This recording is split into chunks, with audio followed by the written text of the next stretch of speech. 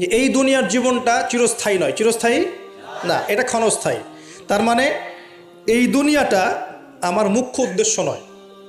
আমি দুনিয়ার মধ্যে চলাফেরা করব, মুসাফির, আমার প্রয়োজন আছে বিয়ে শাদী করবেন, চাকরির প্রয়োজন চাকরি করবেন, ব্যবসার প্রয়োজন ব্যবসা করবেন, আপনার রাজনীতি করার প্রয়োজন আছে আপনি করবেন, সব কিছু চলবে। কিন্তু এগুলো আমাদের দুনিয়ার মুখ্য উদ্দেশ্য নয়। এগুলো হচ্ছে আমাদের দুনিয়াকে চালিয়ে নেওয়ার উপকরণ, মাধ্যম মাত্র। কখনোই এই নেশার মধ্যে আমরা ডুবে যাব না। ডুবে যাব আল্লাহকে ভুলে গিয়ে দুনিয়ায় কখনো ডুবে যাব না। এটা আমার দ্বিতীয় কাজ। 3 নম্বর কাজ, আমাদের লক্ষ্য স্থির করতে হবে। দুটো লক্ষ্য আমাদের, এক, ভালো করে শোনেন, দুটো লক্ষ্য আমাদের, এক ইহকালীন লক্ষ্য, 2 পরকালীন লক্ষ্য। আল্লাহ রাব্বুল আলামিন আমাদের সবাইকে এই দুনিয়াতে পাঠিয়েছেন একটা বিশেষ উদ্দেশ্যে। আমাদেরকে কি আল্লাহ পাক খেলার ছলে সৃষ্টি করেছেন, না কোনো উদ্দেশ্য আছে? উদ্দেশ্যটা আল্লাহ পাক বলেছেন সূরাতুজ জারিয়াত এর 56 নম্বর আয়াতে। কোন সূরা, কত নম্বর আয়াত? আল্লাহ পাক বলছেন আউযু বিল্লাহি মিনাশ শাইতানির রাজিম, বিসমিল্লাহির রহমানির রহিম। আল্লাহ পাক বলছেন ওয়ামা খালাকতুল জিন্না ওয়াল ইনসা ইল্লা লিয়াবুদুন। আল্লাহ রাব্বুল আলামিন বলছেন, আল্লাহ পাক কি কথা বলেন? বলেন না? অনেকে বলছেন না, আল্লাহ পাক কথা বলেন না। কোরআন কার বাণী? আকীদা পরিষ্কার করেন। কোরআন কি আল্লাহর মাখলুক না আল্লাহর কালাম? মাখলুক মানে কি? সৃষ্টি। আমরা মাখলুক কি না? কোরআনও কি আমাদের মতোই মাখলুক, নাকি কোরআন আল্লাহর কালাম? কালাম শব্দের অর্থ কি? কথা বা বাণী। তার মানে আল্লাহ রাব্বুল আলামিন কথা বলেন, আল্লাহ রাব্বুল আলামিন বলছেন। তার মানে কি আল্লাহ পাক এটা ওহী নাজিল করেছেন। আল্লাহ পাক বলছেন ওয়ামা খালাকতুল জিন্না ওয়াল ইনসা ইল্লা লিয়াবুদুন। আল্লাহ বলছেন আমি জিন আর মানব জাতিকে শুধুমাত্র আমার ইবাদত করার জন্যই সৃষ্টি করেছি, অন্য কোনো কারণে সৃষ্টি করি নাই। এখানে 2টা শ্রেণী পাওয়া গেল, একটা হচ্ছে জিন জাতি, একটা কে? মানব জাতি। জিন জাতিকে আমরা দেখতে পারি, দেখেছেন কখনো জিন? দেখেন নাই। কিন্তু আমাদের সমাজে অসংখ্য জিনগ্রস্ত মানুষ ঘুরে বেড়াচ্ছে। আমি বলি ঢাকা শহরে যে মেয়েগুলো চলাফেরা করে শপিং মলে, রাস্তাঘাটে, এখানে ওখানে, এদের একটা ভালো অংশ কিন্তু জিনগ্রস্ত, জিন ধরা। এটা হয়তো বলবেন কেমন করে এটা বলতে পারেন? হ্যাঁ, আল্লাহর নূর যাদের মধ্যে আছে তারা বলতে পারে। বহু মেয়ে আছে রাস্তাঘাটে ঘোরাফেরা করে, এরা জিনগ্রস্ত, জিন ধরা। জিন ধরা না হলে ওরকম নগ্ন হয়ে ঢং করে রাস্তায় চলাফেরা করতো না। উপরে একটা জিনের প্রভাব কি আছে? আছে। বিশ্বাস করছেন না? আল্লাহর নবীজি বলেছেন মুহাম্মদুর রাসূলুল্লাহ সাল্লাল্লাহু আলাইহি ওয়াসাল্লাম যে যখন কোনো মেয়ে বেপর্দা হয়ে বাহিরে বের হয় তখন শয়তান মানে শয়তান জিন না ফেরেশতা? তখন শয়তান ওই মেয়ের সৌন্দর্যকে পুরুষের চোখে লোভনীয় বা আকর্ষণীয় করে তোলে। কে করে তোলে? শয়তান। তোমাদের কারো যদি কোনো গায়রে মাহরাম বেপর্দা কোনো মেয়েকে দেখে খারাপ চিন্তা জেগে যায়, তাহলে তোমরা বাসায় চলে যাবে। কোথায় যাবে? বাসায়। সেখানে গিয়ে তোমাদের স্ত্রীর সাথে সময় কাটাবে, ইনশাআল্লাহ তোমাদের সেই খারাপ চেতনা চিন্তা দূর হয়ে যাবে। তার মানে এই হাদিস থেকে প্রমাণ হচ্ছে শয়তান বেপর্দা মেয়েদেরকে সুন্দর করে উপস্থাপন করে। জিন ধরা মেয়ে আছে সমাজে, এবং কোনো কোনো ক্ষেত্রে এখন ছেলেদেরকেও জিন ধরছে না? মাঝে মাঝে দেখবেন যে এই শীতকালে কিছু কনসার্ট হয়, দেখেছেন? কনসার্ট হয়, ফ্যাশন শোজ হয়, আরও অনেক ধরনের প্রোগ্রাম হয়। এগুলোকে নাম দিয়েছে মানুষ সংস্কৃতি। কী নাম দিয়েছে? ওখানে উঠে দেখবেন যে বড় বড় চুল আছে, অনেক লম্বা লম্বা চুল, একদম স্টেজের উপর উঠে লাফালাফি ঝাপাঝাপি করছে। দেখেন নাই? মিউজিক্যাল কিছু ইনস্ট্রুমেন্ট নিয়ে, দেখেন নাই? তো আপনার কি মনে হয় এরা সুস্থ? এটা সবার সাথেই জিন শয়তান আছে। কি আছে?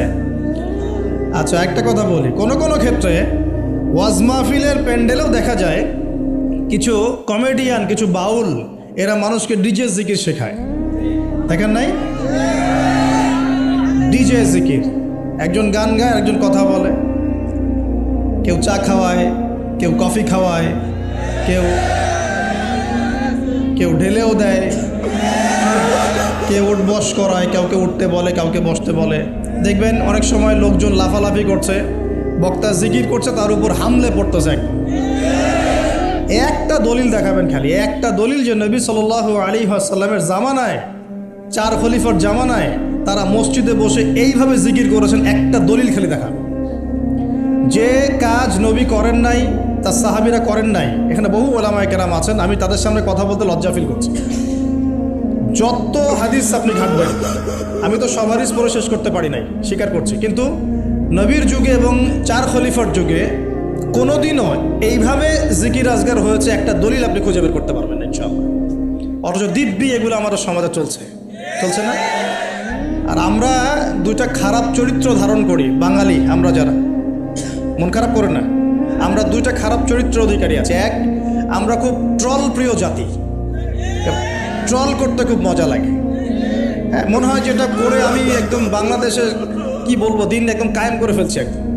হ্যাঁ, এই ট্রল পাগল, ট্রল প্রিয় জাতি আমরা একটা। আরেকটা হচ্ছে আমরা ইস্যু পাগল জাতি। ইস্যু, একটা ইস্যু আসবে, খুব লাভঝাপ চলবে কয়েকদিন, ইস্যু শেষ, আবার লাভঝাপ শেষ।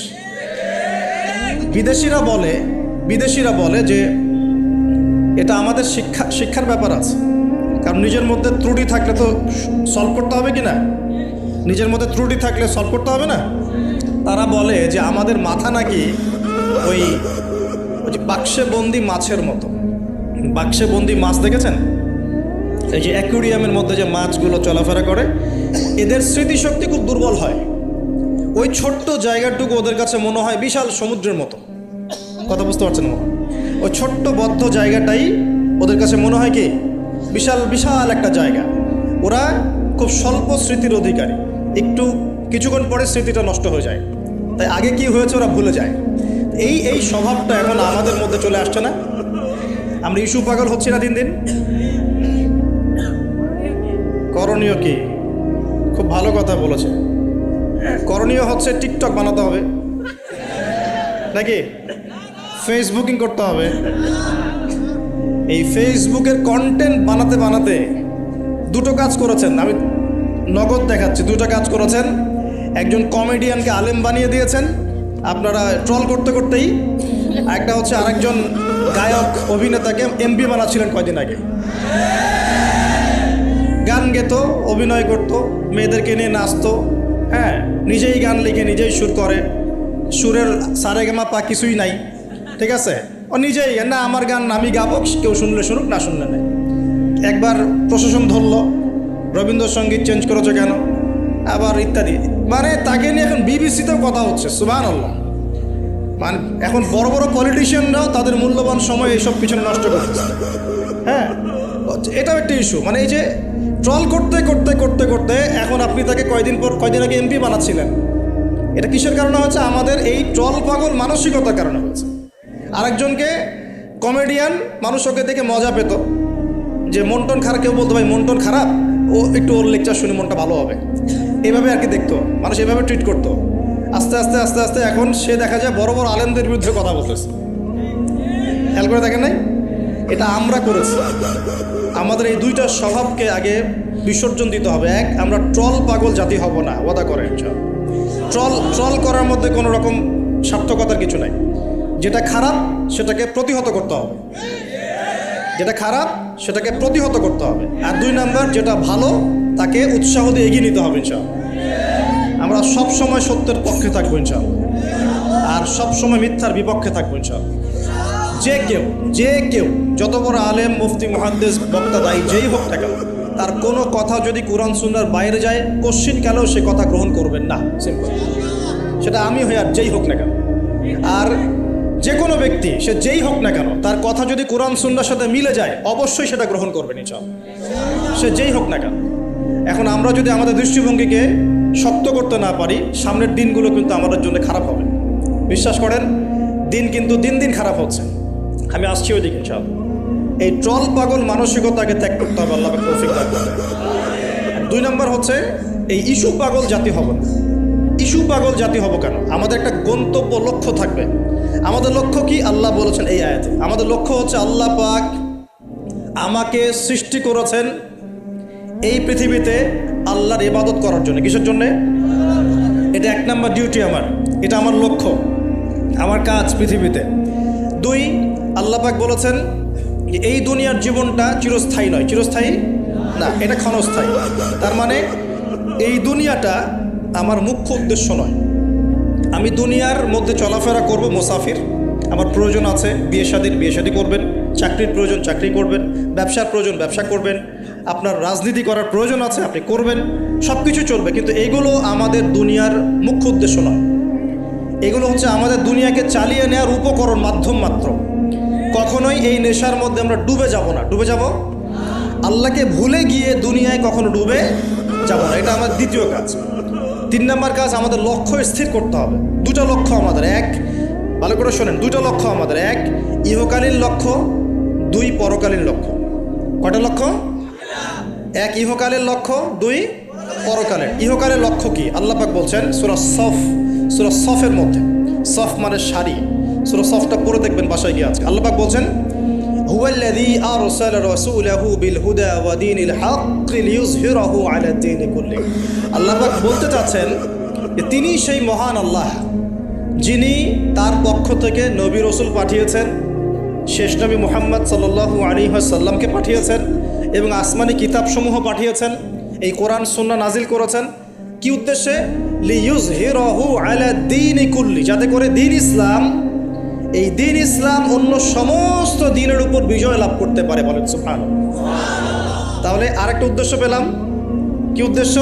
এই দিন নিজে পালন করব এবং এই দিনকে অন্য দিনের উপর বিজয় ঘটানোর চেষ্টা করব।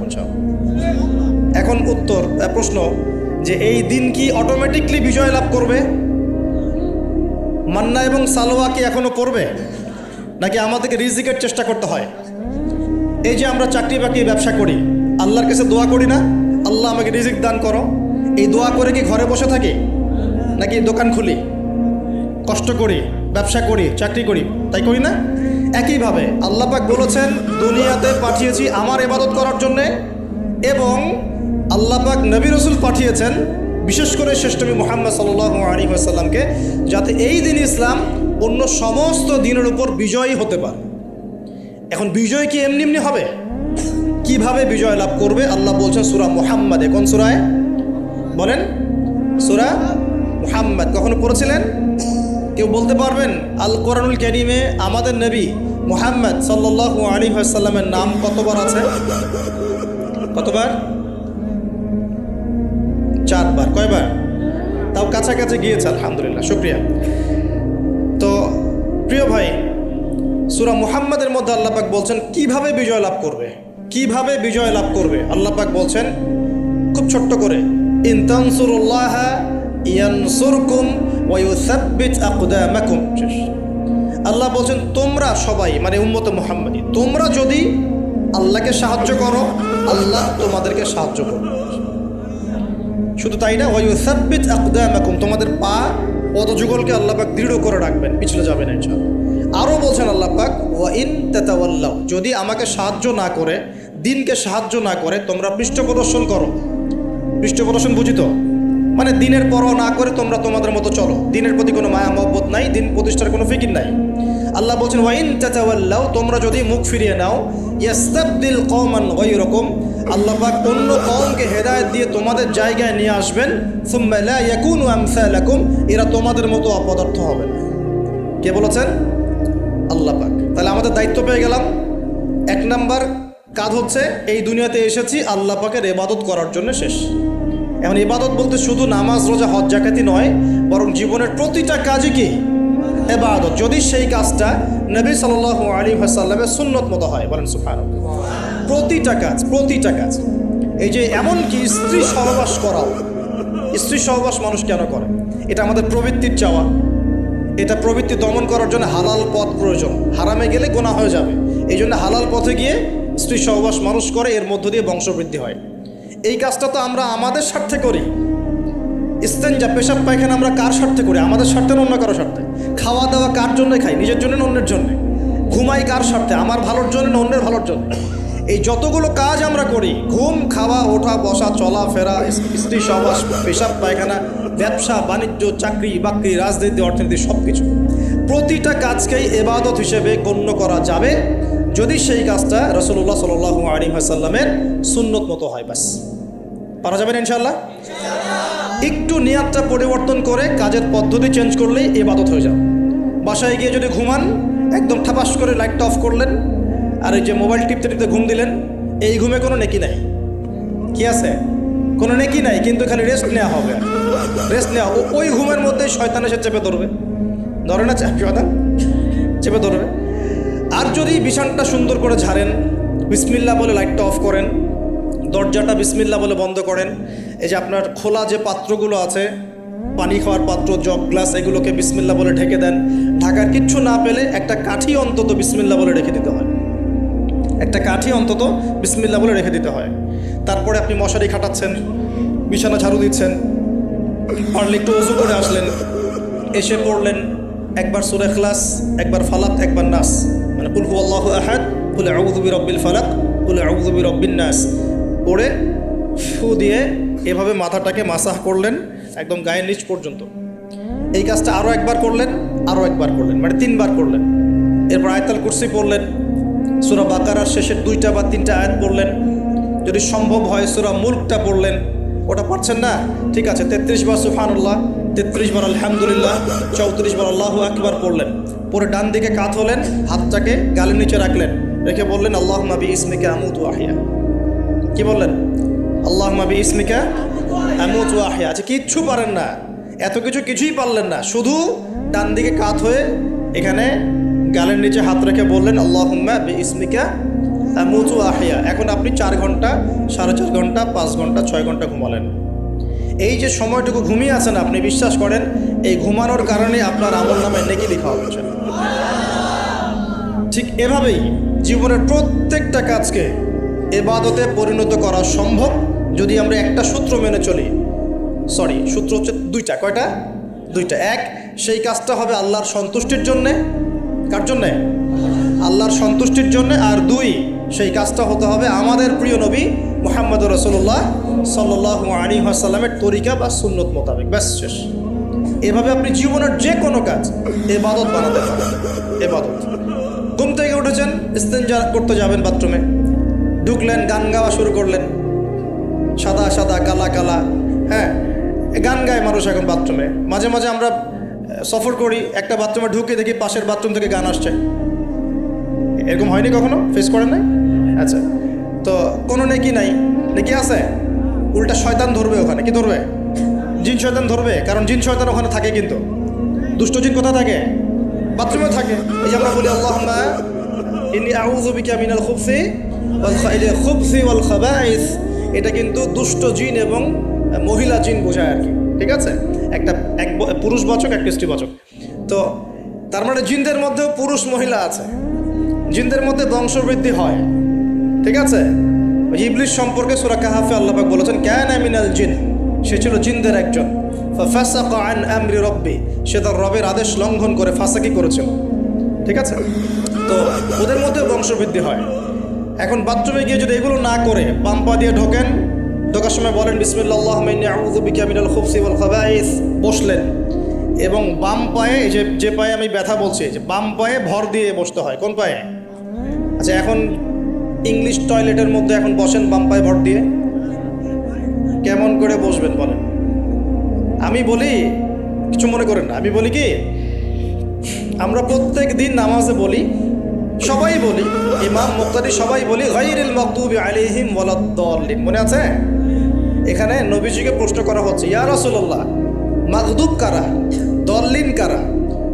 আমরা যে বলি নামাজে আল্লাহ আমাকে মাগদুবের পথ থেকে বাঁচাও, দল্লিনের পথ থেকে বাঁচাও, ইহদিনাস সিরাতাল মুস্তাকিম, সরল পথ দেখাও।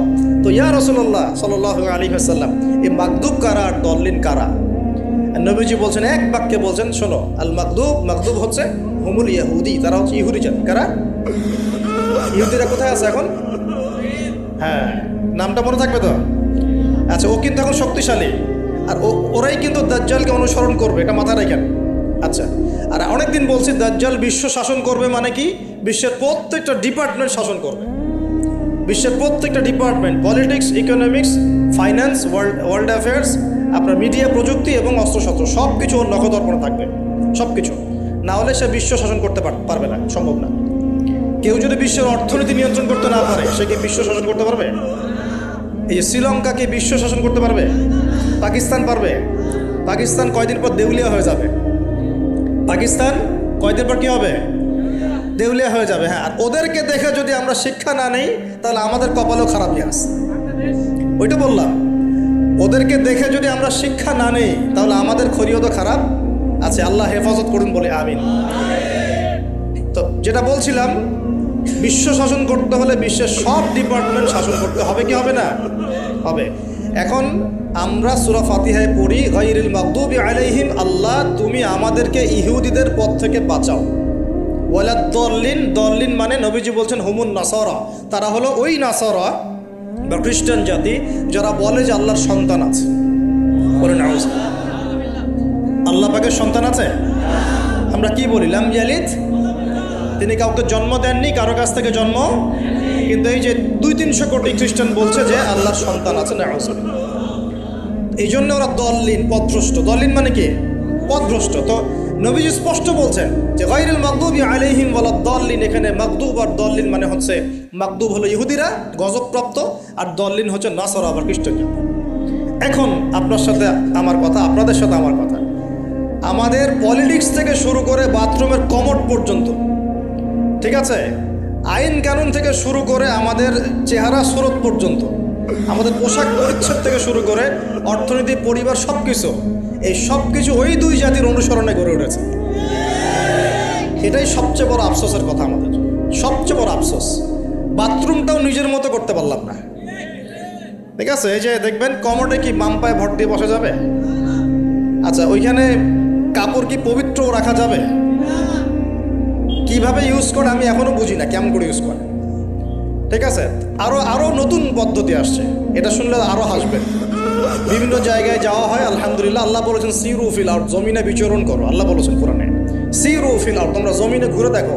ফানজুর কাইফা কানা আকিবাতুল মুকাজ্জিবিন, দেখো যে আল্লাহকে যারা মিথ্যা প্রতিপন্ন করেছে, আল্লাহর সাথে সীমা লঙ্ঘন করছে, ওদের কি পরিণত হয়েছে। দেখলাম যে এখন ইংলিশ টয়লেটও গায়েব, এখন দিয়ে রাখছে কিছু কিছু বাটি। কি দিয়ে রাখছে? ছোট ছোট টুকরা দিয়ে আছে প্লাস্টিকের এবং হ্যাঁ সিরামিক্সের মনে হয়। তো ওইখানে দাঁড়ায় দাঁড়াই করতে হবে, 1 নাম্বার করলে দাঁড়ায় দাঁড়াই করতে হবে, এবং সবগুলো একই মাপের দেয়া আছে। এখন যদি ব্যক্তির কারো হাইট হয় 6 ফিট, কারো 5 ফিট, কারো 4 ফিট, কারো 2 ফিট, 3 ফিট, এই পার্থক্যে কীভাবে সে মেকআপ করবে আল্লাহ ভালো জানেন। এটা কেমন করে ম্যাচ করবে আল্লাহ ভালো জানেন। কাউকে টুলুর উপর দাঁড়াই করতে হবে, কাউকে একটু নিচু হয়ে করতে হবে, মানে মাপ তো একই। আরও যে কী কী দেখতে হবে আল্লাহ ভালো জানেন।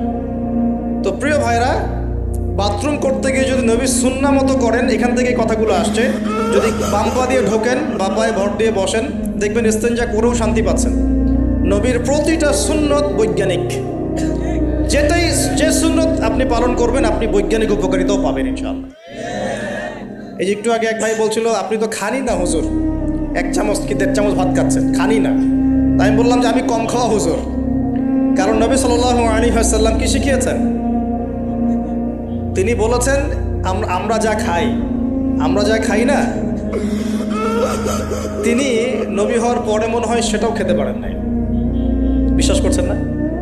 এরকম 3-3টা মাসের চাঁদ চলে যেত যে নবী সাল্লাল্লাহু আলাইহি ওয়াসাল্লামের বাসায় চুলাও জ্বলে নাই। আর আমাদের তো একবেলা যদি না খাই তাহলে আল্লাহর উপর কত শিকায়াত, কত অভিযোগ, তাই না ভাই? আচ্ছা, তারপরে তিনি বলছেন একজন ব্যক্তির এতটুকু খাওয়াই যথেষ্ট যে কোমর, মেরুদণ্ড সোজা করতে পারে, আল্লাহর ইবাদত করতে পারে। আর যদি তোমাদের খেতেই হয় তাহলে পেটটাকে 3 ভাগ করে খাবে। কয় ভাগ? 1 ভাগ খাবার রাখবে, 1 ভাগ পানি খাবে, আর 1 ভাগ এই শ্বাস প্রশ্বাস চলাচলের জন্য ফাঁকা রাখবে। কয়জন এর উপর আমল করে দেখাতে পারে? কতজন মানুষ আছে? আর যারা একদম গোগ্রাসে খায়, এদের ব্যাপারে কোরআনে এবং হাদিসে কিন্তু মারাত্মক কথা আছে।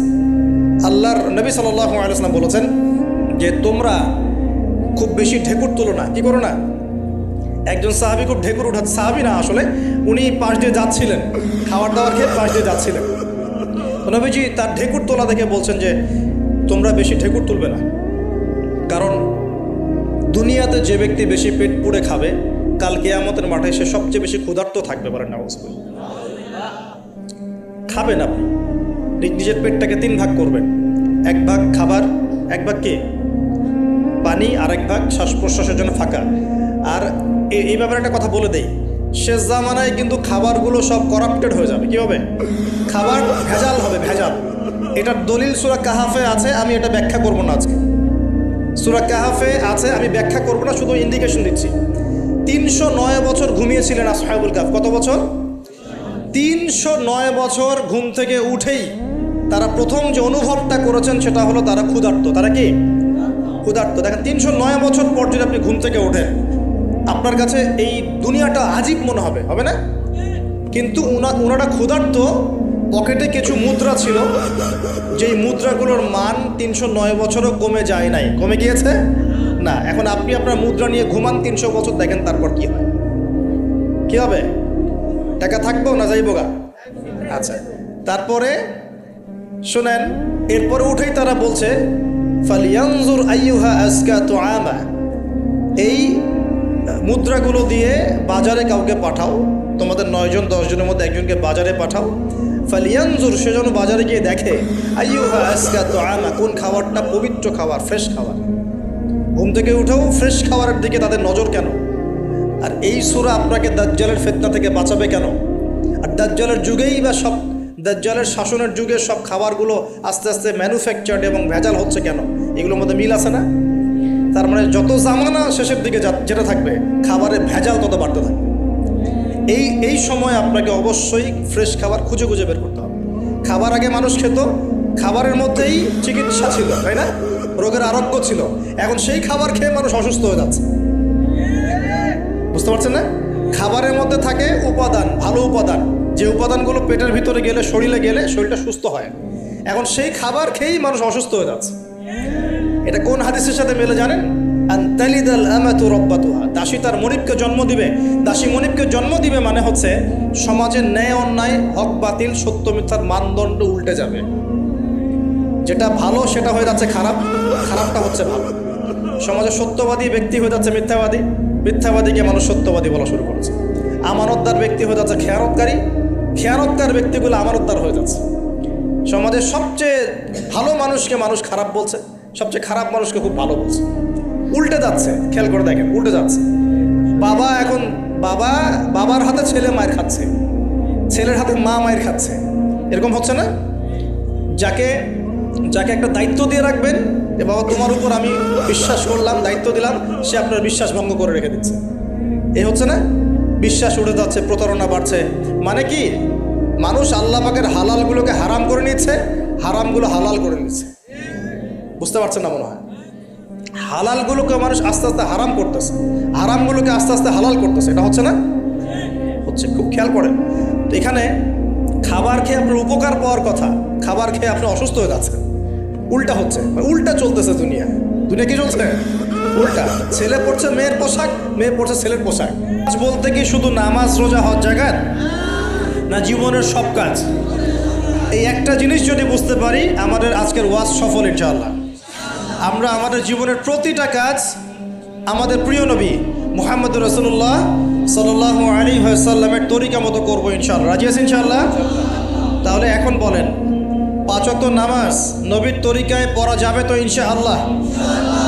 নবীর তরিকায় নামাজ মানে ধীর স্থিরভাবে নামাজ। আমি এই তর্কে যাব না, হাত বাঁধবেন কোথায়, ঠিক আছে? ওই তর্ক সবাই করে না, ওই তর্ক সবাই করে না। এই মাসআলাগুলোকে নিয়ে যারা মুফতি আছেন তারা কথা বলেন, আমি মুফতি নই। অতএব এই মাসআলাগুলোকে নিয়ে আমি আপনাদের সাথে কোনো কথা বলছি না। আমি বলছি আপনাদেরকে, নামাজ প্রতিষ্ঠা করা, কায়েম করার মানে হচ্ছে নামাজটা হতে হবে নবীর মতো খুশু খুজুতে। খুশু খুজু কী জিনিস? নামাজটা ধীর স্থিরভাবে হবে। নামাজে কি পড়ছি সেটা বোঝার চেষ্টা করতে হবে। নামাজে কি বলছি আল্লাহর সাথে সেটা বোঝার চেষ্টা করতে হবে। নামাজে রুকুর অর্থ কী, তাসবিহ কি, সেজদায় আমি কি পড়ি, 2 সেজদার মাঝখানের দোয়ার অর্থ কী, তাশাহুদ দরুদ দোয়া মাসুরের অর্থ কী, নামাজের সেজদায় আমি বেশি বেশি দোয়া করতে পারছি কি না, নামাজ পড়েও আমি গোনা থেকে বেঁচে থাকতে পারছি কি না, এই বিষয়গুলো বেশি ইম্পর্টেন্ট। আমি কি বোঝাতে পারছি? নামাজ ধীর স্থিরভাবে, রিল্যাক্সে, তাড়াহুড়ো নাই, বুঝে বুঝে পড়ার চেষ্টা করবেন। আল্লাহ পাক তৌফিক দান করুন। যারা নামাজ ধরি ছেড়ে দেই তাদের জন্য একটা হাদিস। নবী সাল্লাল্লাহু আলাইহি ওয়াসাল্লাম বলেছেন, মান তারাকা সালাতান মুতাআম্মিদান ফাকাদ কাফার। মনে রাখবেন, নবীজি বলেছেন, কেউ যদি তার উপরে অর্পিত ফরজ নামাজ ছেড়ে দেয়, নামাজ পড়াকে জরুরি মনে করে না, ফাকাদ কাফারা, সে ব্যক্তি কুফরি করলো। বলে নাউজুবিল্লাহ। নামাজ কি ছাড়বো ভাই ইনশাআল্লাহ? আল্লাহ পাক আমাদের সবাইকে 5 ওয়াক্ত নামাজি বানিয়ে দেন, বলি আমিন। এবং রমজান মাস আসার আগেই নামাজের স্পিড আবার ধরতে হবে, পারবো তো ইনশাআল্লাহ? আল্লাহ আমাদের সবাইকে কবুল করুন, বলি আমিন। এবং রমজান মাসে সুস্থতার সাথে রোজা রাখার তৌফিক দান করুন। রমজান শব্দটা যখন এসেই গেল, তখন আর দুটো কথা বলি। রমজান মাসের সবচেয়ে বড় বৈশিষ্ট্য হচ্ছে এই মাসে আল্লাহ পাক কোরআন নাজিল করেছেন। কি করেছেন? এখন সারা বিশ্ব জুড়ে একটা ইস্যু চলছে না, কোরআন ইস্যু, কোরআন পুড়িয়ে দেয় ইস্যু, বলে আছে। যে কোরআন পুড়িয়ে দিয়েছে, আমার দৃষ্টিতে তার চেয়ে বড় অধম সেই ব্যক্তি যে মুসলিম পরিবারে জন্মগ্রহণ করেও কোরআন তেলাওয়াত করা শেখে নাই। হয়তো আমার কথা বুঝতে পারছেন। কোরআন একজন পুড়িয়ে দিয়েছে, যদি আমার ক্ষমতা থাকতো ওর গর্দান নামাই দিতাম, কিন্তু তার চেয়েও বড় অপরাধী আমার কাছে আছে, আমাদের চোখে আছে। কে? যে মুসলিম পরিবারে 20-30-40 বছর থেকে আছে, মুসলিম সমাজে, মুসলিম পরিবারে নামাজে যায়, ইমামদেরকে চেনে, আলেমদের সাথে সম্পর্ক আছে, এরপরেও সে কোরআন তেলাওয়াত করতে পারে না। এ বড় অপরাধী আমার কাছে। কে বড় অপরাধী? এটা লজ্জার না? একটা মুসলিম পরিবারের থেকে আমি কোরআন তেলাওয়াত করতে জানবো না, লজ্জার না? নাকি আপনারা সেই সব শায়েখ হতে যাচ্ছেন যে কোরআন তেলাওয়াতও করতে জানে না, বাহাসের জন্য ডাকে মানুষকে? দেখেন নাই এরকম আছে না? মনে হয় যেভাবে ইসলাম পালন করা যাবে। ইসলামের জ্ঞান অর্জনের প্রথম ধাপটাই হচ্ছে বিশুদ্ধ করে কোরআন তেলাওয়াত করা শিখা। প্রথম ধাপ কি? আগে বিশুদ্ধ করে কোরআন তেলাওয়াত করা শিখতে হবে। এরপরে আসবে কোরআন হিফসের ব্যাপার, আরবি ব্যাকরণ শেখার ব্যাপার, কোরআনের তাফসীর করার ব্যাপার, হাদিসের ইবারত পড়ার যোগ্যতা অর্জন করা। আস্তে আস্তে আকীদা পড়বে, উসুলের বই পড়বে, ফিকহের বই পড়বে, তারপর এই যে আপনার কুতুবে সিত্তা পড়ে শেষ করবে। তারপরে গিয়ে সে মাশাআল্লাহ একজন দাঈ, আলেম, মুফতি, এগুলো হচ্ছে আলহামদুলিল্লাহ। তো শুরুটা কোত্থেকে হচ্ছে? কোরআন বিশুদ্ধ করে তেলাওয়াত করা। এই শুরুটাই যদি আমাদের ঠিক না হয়, তাহলে কি কোরআন ঘরে রেখে খালি চুমু খেলে হবে? কোরআন কি খালি চুমু খাওয়ার জন্যে? কোরআন থেকে তাবিজ লেখার জন্যে? কোরআন বাবা মারা গেলে কোরআন তেলাওয়াত করবো এই জন্যে? 40-60 দিন কোরআন তেলাওয়াত করবো এই জন্যে? কেউ মারা গেল, ব্যাস আমরা কোরআন দিয়ে একটা মাহফিল করে দিলাম, ব্যাস সব হয়ে গেল? আস্তাগফিরুল্লাহ। আল্লাহ পাক আমাদের সবাইকে যেন কোরআন তেলাওয়াত শেখার তৌফিক দান করেন। একটা চ্যালেঞ্জ গ্রহণ করেন যে আমি নিজে কোরআন তেলাওয়াত করা শিখবো, আরও 10 জনকে শিখাবো ইনশাআল্লাহ। পারা যাবে না? যদি এই একজন প্রত্যেকে যদি নিজে শিখি, আর প্রত্যেকে যদি 10 জন করে শিখাতে পারি, শোনেন, প্রত্যেকে যদি নিজে শিখি এবং নিজ নিজ পরিবার বা নিজের আমার আন্ডারে যারা আছে, মনে করেন আপনি একজন একটা গার্মেন্টসের মালিক, আপনার আন্ডারে অনেক মানুষ চাকরি করে না? নিজে নামাজ পড়লেন, নিজে কোরআন তেলাওয়াত করা শিখলেন। আপনি যদি তাদেরকে নৈশকালীন কোরআন শেখান, সবার নেকি আপনি পাচ্ছেন না? আপনার পরিবার আছে, পরিবারে আপনি নামাজ পড়েন, এখন আপনি কোরআন তেলাওয়াত করতে জানেন, আর আপনার মা, বোন, স্ত্রী, সন্তানদেরকে আপনি শেখালেন। এই পুরো পরিবারটা কোরআনওয়ালা হলো না? একটা সমাজের দায়িত্বশীল আমি।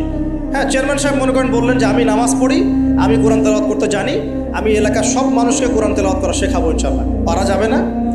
এভাবে যদি সবাই দায়িত্ব নেই, আমার বিশ্বাস 10 বছরের মধ্যে বাংলাদেশের 16 কোটি মানুষের কোরআন শেখানো যাবে।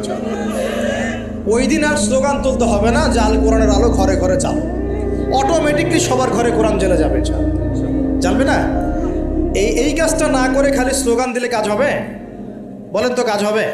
এই যে একটা আয়াতই বললাম, গায়রুল মাগদুবি আলাইহিম ওয়ালাদ-দাল্লিন, এখন তো বুঝলেন আয়াতের অর্থ কি? আল্লাহর রাসূল আমাদেরকে বলছেন তোমরা ইহুদিদের পথ অনুসরণ করো না, তোমরা নাসারাদের পথ অনুসরণ করো না। কিন্তু বাস্তবতা হচ্ছে আমার সব ক্ষেত্রেই ওদের আদর্শেই চলছে না?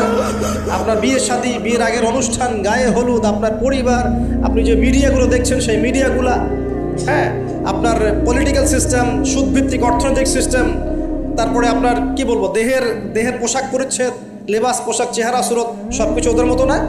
আমি তো দেখালাম, এমনকি বাথরুমের কমোড পর্যন্ত ওদের মতোই, তাই না? তো এখন এই একটা আয়াত বুঝলেই আপনি বুঝতে পারছেন যে আসলে সব তো উল্টা চলছে। এখন যদি পুরো কোরআনটা বুঝতে পারি, পুরো কোরআনের ৬,২৩৬টা আয়াতই বুঝতে পারি, তাহলে এই সমাজটা পরিবর্তন হতে সময় লাগবে? এই কারণেই তো কোরআন থেকে দূরে সরানোর জন্য এত পায়তারা চলছে।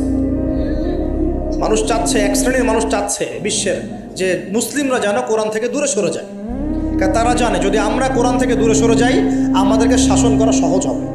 ওই পশ্চিমারা আমাদেরকে শাসন সহজেই করতে পারবে, আর আমরা যদি কোরআনকে আঁকড়ে ধরি ওদের বাপেরও ক্ষমতা নেই আমাদেরকে শাসন করে, ইনশাআল্লাহ, বরং আমরা ওদেরকে শাসন করবো ইনশাআল্লাহ। আমরা করি নাই মনে করছেন? 1200 কত বছর? 1200 বছর করেছি। কত বছর? বিশ্বাস করছেন না? ইতিহাস পড়েন, নবী সাল্লাল্লাহু আলাইহি ওয়াসাল্লামের যুগ থেকে শুরু করে এই তো 1914 সাল পর্যন্ত আমরা সারা বিশ্ব শাসন করেছিলাম। মনে হচ্ছে গাল গল্প?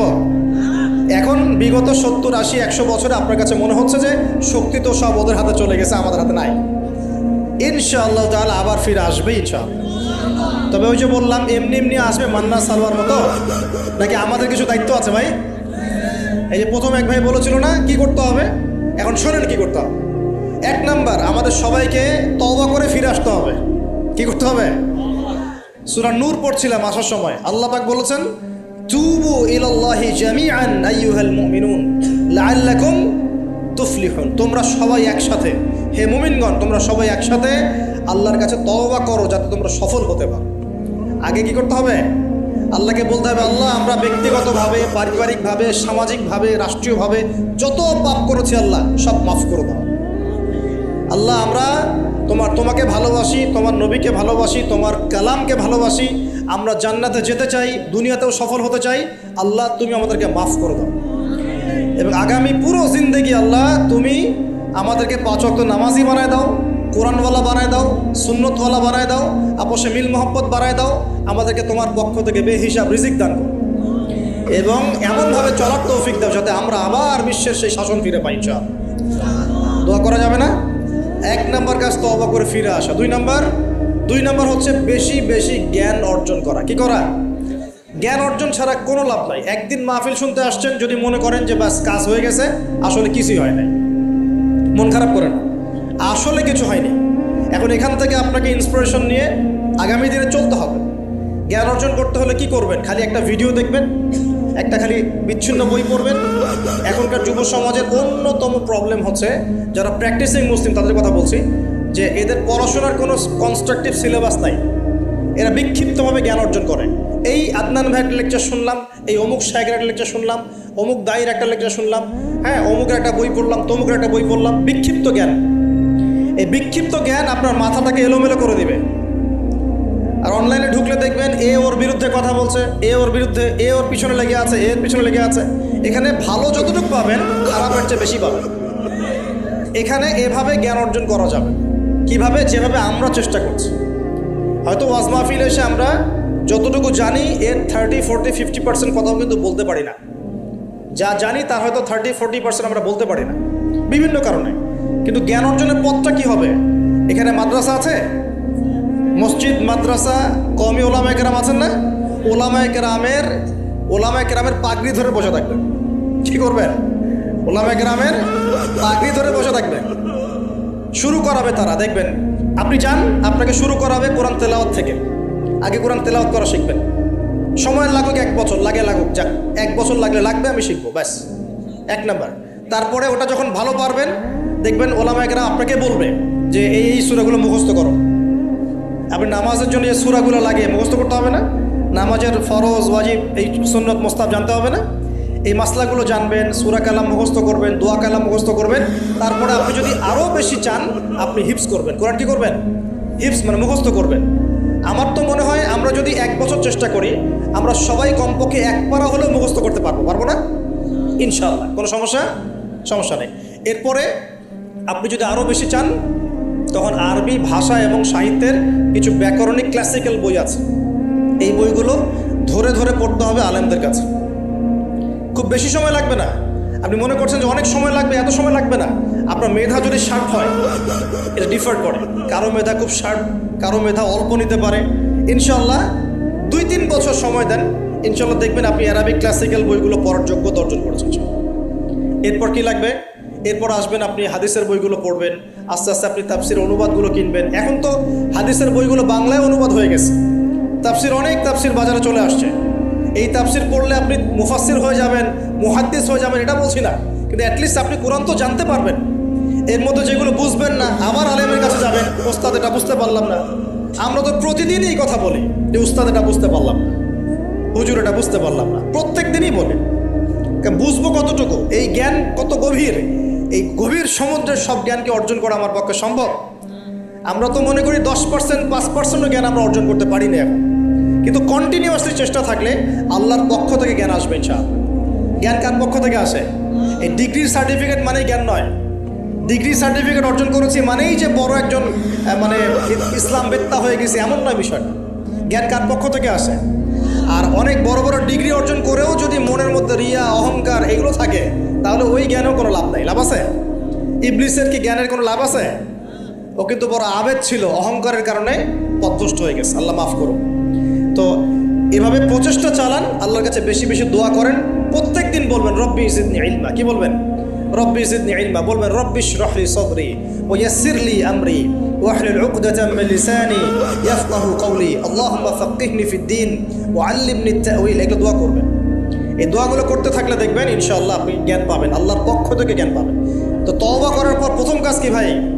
বলেন, জ্ঞান অর্জন করা। ইকরা বিসমি রাব্বিকাল্লাযী খালাক। আর এই জ্ঞান নিয়ে তো অনেক কথা হচ্ছে না? এখন এই জ্ঞান অর্জন করবেন কোন জ্ঞান? যে জ্ঞান আপনাকে আল্লাহ এবং তার রাসূলের দিকে নিয়ে যাবে, সেই জ্ঞান অর্জন করবেন। যে জ্ঞান আপনাকে আল্লাহ এবং তার রাসূল থেকে দূরে সরাই দিবে, সেই জ্ঞান অর্জন করতে যাবেন। ব্যাস, কথা শেষ।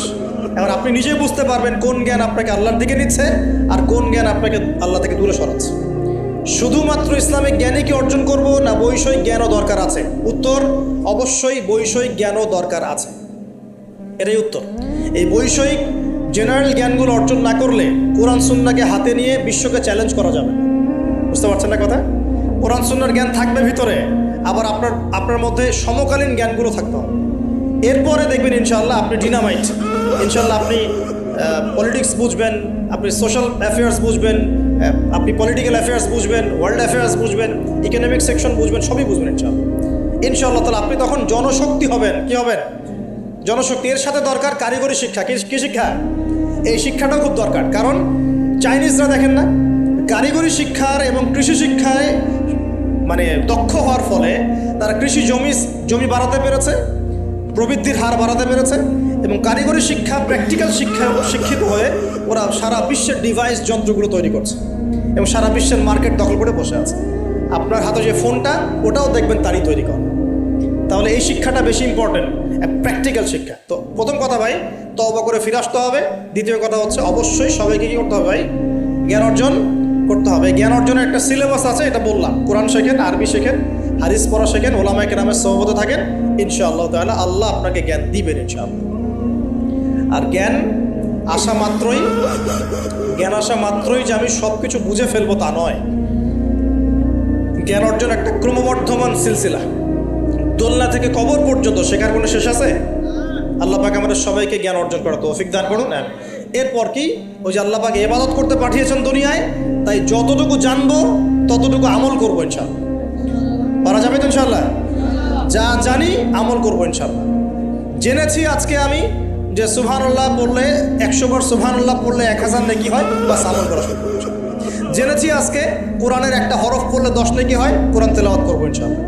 এখনই জেনেছি সূরা কাহাফের প্রথম 10 আয়াত মুখস্থ করলে আল্লাহ দাজ্জাল থেকেও বাঁচাবেন, মুখস্থ করে ফেলুন ইনশাআল্লাহ। একটু আগে জানলাম ঘুমানোর আদব কি, আজকে আমল করবো ইনশাআল্লাহ। একটু আগে জানলাম ইস্তেঞ্জা করার আদব কি, আজকে আমল করবো ইনশাআল্লাহ। যা জানবো আমল করবো ইনশাআল্লাহ। পারা যাবে ইনশাআল্লাহ। এবং নিজে আমল করব, সবার আগে নিজের পরিবারে প্রতিষ্ঠা করব। আগে সমাজে দৌড় দিব না, আগে কোথায় দৌড় দেব? আগে পরিবারে। আমার পরিবারে যদি বেনামাজি থাকে আমার সন্তান সন্ততি, আর আমি নামাজের ওয়াজ করে বেড়াই, মানুষ শুনবে? আমার পরিবারে আল্লাহ না করুক যদি নিজের বউ বেপর্দায় চলে, হ্যাঁ, আর আমি যদি আসে আপনাকে পর্দার ওয়াজ করে, আপনি শুনবেন? কোনোদিনও শুনবেন না। এই কারণে আগে নিজের পরিবারের মধ্যে কায়েমের চেষ্টা করতে হবে। এখানে একটা কথা বলে রাখি, অনেক চেষ্টা করার পরেও কখনো কখনো পরিবারের লোকজন নাও শুনতে পারে। বুঝতে পারেনি মনে? অনেক চেষ্টা করেছেন, তারপরেও পরিবারের লোক শুনছে না। এমন হতে পারে না? নূহ আলাইহিস সালামের ক্ষেত্রে হয় নাই, লূত আলাইহিস সালামের ক্ষেত্রে হয়নি, হয়েছে। তাই বলে হতাশ হবেন না, তখন ওদের হিসাব ওরা দিবে, আপনার হিসাব আপনি দিবেন। আপনি আপনার মতো চেষ্টা করেছেন, আল্লাহ পাক তৌফিক এনায়েত করুন। পরিবারে প্রতিষ্ঠা করব আমল, এরপরে আমি সমাজে দাওয়াতি কাজ করব। দুটো কাজ করব, এক আমর বিল মারুফের কাজ করব, সবাইকে সৎ কাজে আদেশ করব, সৎ কাজে আদেশ করব। আর দুই তানহাউনা আনিল মুনকার ওয়ান নাহি আনিল মুনকার, এই কাজ করব, মানুষকে আমি অন্যায় থেকে নিষেধ করব ইনশাআল্লাহ। কেন? কারণ আল্লাহ পাক সূরাতুল আলী ইমরানের 110 নম্বর আয়াতে বলেছেন, কুনতুম খায়রা উম্মাহ, তোমরা হচ্ছে শ্রেষ্ঠ জাতি। তোমরা মানে আমরা, উম্মতে মুহাম্মাদি। তোমাদের কাজ তিনটা। কুনতুম খায়রা উম্মাহ উখরিজাত লিন-নাস, তোমাদেরকে মানব জাতির কল্যাণের জন্য বের করা হয়েছে। তা'মুরুনা বিল মারুফ, তোমরা সবাই মানুষকে সৎ কাজে আদেশ করবে। ওয়া তানহাউনা আনিল মুনকার, সবাই তোমরা অসৎ কাজে নিষেধ করবে। ওয়া তু'মিনুনা বিল্লাহ, আল্লাহর প্রতি ঈমান রাখবে। এই তিনটা আমাদের কাজ। আল্লাহ পাক আমাদের সবাইকে এই আমর বিল মারুফ নাহি আনিল মুনকার এই আমল করার তৌফিক দান করুন। এগুলো শেখার জন্য তাবলিগ জামাত একটা ভালো প্ল্যাটফর্ম। ওখানে যাবেন, সময় লাগাবেন, আপনাকে সুন্নত শেখাবে, নামাজের ট্রেনিং দেওয়া হবে, নামাজ পড়া শেখাবে, আপনাকে দাওয়াত দেওয়া শেখাবে। সীমাবদ্ধতা সবার মধ্যেই আছে, তারপরে আমাদেরকে এই ধাপগুলো অতিক্রম করেই সামনের দিকে যেতে হবে। আল্লাহ পাক তৌফিক দান করুন। আর এটা খুবই দুঃখজনক যে এখন আমাদের এই ভাইদের মধ্যেও অনেক সময় কিছু ফিকশন দেখা যাচ্ছে। আমরা দোয়া করে আল্লাহ পাক তাদের মধ্যে এই যে বিভক্তি, আল্লাহ পাক এই বিভক্তিটাকে দূর করে দিন, আমিন। ঐক্যবদ্ধ আর তৌফিক দান করুন বলি আমিন। খুবই আফসোসের বিষয় এগুলো। আল্লাহ পাক আমাদেরকে হেফাজত করুন, বোঝার তৌফিক দান করুন। ওয়া'তাসিমু বিহাবলিল্লাহি জামিআন ওয়া লা তাফাররাকু, আল্লাহ বলছেন তোমরা সবাই আল্লাহর রজ্জু একসাথে ধরো, ঐক্যবদ্ধভাবে, দলে দলে বিভক্ত হয়েও না। এই ছোটোখাটো বিষয়গুলোকে নিয়ে আমরা আস্তে আস্তে 73 দল তো কত আগেই হয়ে গেছে, এখন 73,000 দল হয়ে গেছে, আল্লাহ মাফ করুন। কিন্তু এটা আমাদের জন্য ক্ষতির কারণ। এগুলোকে আর উস্কে দিবেন না, বরং তাদের মধ্যে মিউচুয়াল করার চেষ্টা করতে হবে। আল্লাহ পাক তৌফিক এনায়েত করুন। তো প্রিয় ভাইরা, আমরা আমর বিল মারুফ নাহি আনিল মুনকারের কাজ করব এবং পাশাপাশি পারিবারিক আদর্শ ঠিক করব, আর অবশ্যই হালাল খাওয়ার চেষ্টা করব ইনশাআল্লাহ। নিজেদের যে প্রতিভা আল্লাহ পাক দিয়েছেন, কাউকে ক্ষমতা দিয়েছেন, কাউকে অর্থ দিয়েছেন, কাউকে বলার যোগ্যতা দিয়েছেন, কাউকে লেখার যোগ্যতা দিয়েছেন, ঠিক আছে? যাকে আল্লাহ পাক যা দিয়েছেন আল্লাহর পক্ষ থেকে, এটাকে দিনের কল্যাণে কাজে লাগানোর চেষ্টা করব ইনশাআল্লাহ তাআলা। দেখবেন ইনশাআল্লাহ আবার সেই সোনালি দিন ফিরে আসবে ইনশাআল্লাহ, যেদিন আমরা নিজেরাও আমল করব, পরিবারও সুন্দর হবে, সমাজও সুন্দর হবে, ইসলাম এই জমিনেও বিজয়ী হবে ইনশাআল্লাহ, আর আখিরাতে তো জান্নাতে যাবো ইনশাআল্লাহ। আল্লাহ পাক আমাদের সবাইকে এই দুনিয়াতে আসার উদ্দেশ্যটা মনে রাখার তৌফিক দান করুন। আল্লাহ বলেছেন দুনিয়ায় পাঠিয়েছি আল্লাহর ইবাদত করার জন্য, অন্য কোনো কারণে নয়। দুইটা কাজ করলে ইবাদত হবে, এক প্রতিটা কাজ আল্লাহ সন্তুষ্টির জন্য করব, দুই নবীর সুন্নাহ মতো করব। এর ফলে কি হবে? এর ফলে আমরা সেই গন্তব্য অর্জন করব যেটা সূরা আলী ইমরানের 185 নম্বর আয়াতে বলা আছে। কত নম্বর আয়াত? 185, এটাই শেষ আয়াত। আল্লাহ রাব্বুল আলামিন বলছেন কুল্লু নাফসিন যায়িকাতুল মাউত, এই কারাগারের দুনিয়ার জীবন সংক্ষিপ্ত, এখানে সমস্ত সত্তা মৃত্যুর স্বাদ গ্রহণ করবে, ঠিক আছে? এবং কিয়ামতের মাঠে তোমাদের সবাইকে যার যার প্রতিদান দেওয়া হবে। এবার তোমাদের গন্তব্য শোনো, ফামান যুহজিহা আনিন নার, ওই দিন যাকে জাহান্নামের আগুন থেকে বাঁচানো হবে, ওয়া উদখিলাল জান্নাহ, এবং জান্নাতে ঢুকিয়ে দেওয়া হবে, ফাকাদ ফাজ, ওই ব্যক্তি হচ্ছে সফল। This is the real definition of success. কথা বুঝতে চেষ্টা করেন, এটা হচ্ছে the real and final destination and definition of success. এটা সাফল্যের সবচেয়ে সেরা এবং কি বলবো, চূড়ান্ত সাফল্যের সংজ্ঞা। এটা হলো সবচেয়ে সেরা এবং চূড়ান্ত সাফল্যের সংজ্ঞা। দুনিয়ার সাফল্যের সংজ্ঞা ঠিক না। এই বাড়ি গাড়ি টাকা কড়ি স্ট্যাটাস ক্ষমতা এগুলো সাফল্যের সংজ্ঞা আমরা বানিয়েছি, এগুলো সাফল্যের চূড়ান্ত সংজ্ঞা নয়। চূড়ান্ত সংজ্ঞা এই আয়াতে আছে, ফামান যুহজিহা আনিন নার, যাকে জাহান্নামের আগুন থেকে বাঁচিয়ে দেওয়া হবে, ওয়া উদখিলাল জান্নাহ, যাকে জান্নাতে ঢুকিয়ে দেওয়া হবে, ফাকাদ ফাজ, এই সফল হলো মাত্র। কদ আফলাহাল মুমিনুন, এই যে মুমিনরা সফল হলো। কথা বুঝতে পারছেন? অতএব সাফল্যের সংজ্ঞা আমাদেরকে শেখানো হয়, এটা চূড়ান্ত সংজ্ঞা নয়, ওইটাই সাফল্যের চূড়ান্ত সংজ্ঞা। পৃথিবীতে আমার অনেক ক্ষমতা আছে, জান্নাত না লাভ করতে পারলে কোনো লাভ নেই। দুনিয়াতে আমি অনেক বড় আলখাল্লা পরে আলেম টাইটেল নিয়ে বসে আছি, জান্নাতে ঢুকতে না পারলে আমি সফল না। দুনিয়াতে আমাকে মানুষ অনেক বড় কিছু বলছেন, এই যে মুফাসসিরে কোরআন, হাবি জাবি ইত্যাদি ইত্যাদি, এগুলোর সাথে আমার কোনো সম্পর্ক নাই। যদিও আমরা তালেবে ইলম, জ্ঞানের ছাত্র। জান্নাতে ঢুকতে না পারি এগুলো কিছুই না আমার জন্য। দুনিয়াতে আপনাকে অনেক বড় অর্থনীতিবিদ বলা হচ্ছে, বুদ্ধিজীবী, বিশাল কিছু, আপনি একদম ক্ষমতাধর, হ্যাঁ, বিশ্বনেতা। জান্নাতে ঢুকতে না পারলে আপনি ব্যর্থ। জান্নাতে ঢুকতে না পারলে আপনি খবর আছে। এই পুলসিরাত পার না হতে পারলেই সমস্যা আছে, শেষ, সব শেষ। ফেরাউনের কথা মনে করেন, কত বড় প্রতাপশালী, এক হুকুমে সারা বিশ্ব জয় করে ফেলায়, শেষ। ও যাইতে পারবে না জান্নাতে, শেষ। আর এখানে একজন ভ্যান চালক বেচারা 5 ওয়াক্ত নামাজ পড়ে, রমজান মাসে রোজা রাখে, সাধ্যমতো দান সদকা করে, হালাল খায়, মরে গেলে যদি জান্নাতে চলে যায় ও সফল ইনশাআল্লাহ। একজন মুদির দোকানদার, কৃষক, আমাদের এই মিসকিন ভাই, এক গরিব মানুষ, কৃষি কাজ করে খায়, ব্যবসা করে খায়, ঠিক আছে। মানুষ ভালো মন্দ মনে করে না, মানুষ মনে করে সমাজের কোনো স্ট্যাটাস নাই, দাম নাই, ওর কথা কেউ শোনে না, ও বিয়ের প্রস্তাব দিলে কেউ গ্রহণ করে না, মরে গেলে যদি জান্নাতে যায় ও সফল ইনশাআল্লাহ। আল্লাহ পাক আমাদের সবাইকে কথাগুলো বোঝার তৌফিক দান করুন। দুনিয়াতে এসেছি আল্লাহর ইবাদত করার জন্যে। এই দুনিয়ার জীবনটা চিরস্থায়ী নয়। এখানে রোল মডেলকে মুহাম্মদ রাসূলুল্লাহ সাল্লাল্লাহু আলাইহি ওয়াসাল্লাম। কি কনস্টিটিউশন ফলো করব? কোরআন এবং সুন্নাহ। কে রোল মডেল? আমাদের প্রিয় নবী। কিভাবে আমল করব? 2টা শর্ত মেনে, আল্লাহ সন্তুষ্টির জন্য, 2 রাসূলের তরিকা অনুযায়ী। কোন কাজে ইবাদত? জীবনের সব কাজে ইবাদত যদি রাসূলের তরিকা মতো হয়। এখন যদি এই শর্তগুলো পূরণ করতে পারি, তওবা করি, জ্ঞান অর্জন করি, হালাল খাই, পরিবার করি, দাওয়াতি কাজ শুরু করি এবং ইসলামকে আল্লাহর জমিনে প্রতিষ্ঠার চেষ্টা করি, ইনশাআল্লাহ তাআলা ইসলাম আমাদেরকে সহই, ইসলাম দুনিয়াতেও বিজয়ী হবে ইনশাআল্লাহ, আর আমরাও পরকালে জান্নাতে যাবো ইনশাআল্লাহ। আল্লাহ পাক আমাদের সবাইকে কথাগুলো বোঝার এবং আমল করার তৌফিক দান করুন। আল্লাহ পাক আমাদের সবাইকে তওবা করে দিনের পথে ফিরে আসার তৌফিক দান করুন। বেশি বেশি নেক আমল করার তৌফিক দান করুন। সবাইকে হালাল খাওয়ার তৌফিক দান করুন। দিনের জ্ঞান অর্জন করার তৌফিক দান করুন এবং সবাইকে দাওয়াতি কাজ করার তৌফিক দান করুন। ঐক্যবদ্ধভাবে দিনটা প্রতিষ্ঠা করার তৌফিক আল্লাহ পাক দান।